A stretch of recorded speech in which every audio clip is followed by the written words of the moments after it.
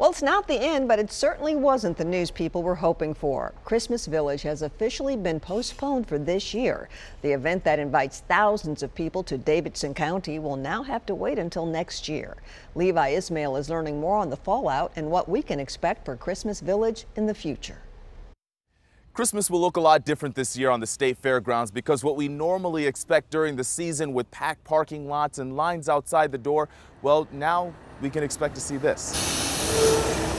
When they explained where Christmas Village is usually held, you expect a little more holiday cheer. There was not a space on the property. They parked cars everywhere. Forgetting for a moment that people think Christmas in July is a real thing, we still had about 3 months before the start of what you can't find anywhere else. Get things here you can't get anywhere in the whole anywhere. 30,000 shoppers. It's a world shopping experience. 200 vendors. For our own little business here, this is the biggest day of the year. And of course, 1,500 volunteers. It's everywhere. People are everywhere. They got valet. I mean, it's wonderful. Bernice Huddleston has volunteered for the past several years. All that would be Christmas Village. Cars would be from as far as you can see it. And now serves as my guide for something I've only seen through a screen. It brings so many people here, but it's going to be really missed this year. After 60 years, Christmas Village will have to wait until next year. I'll be glad when all this coronavirus is over with. It cost the vendors that do business down here. Dwayne Dominy works at the flea market where vendors made their living. The vendors,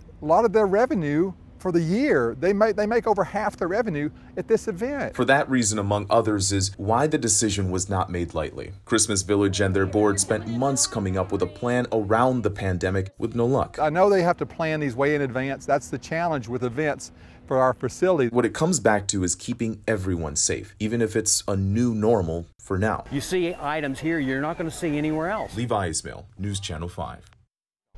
And the Christmas Village board says they plan to get creative with new ways to raise some of the charitable donations they usually make from the millions in proceeds each year.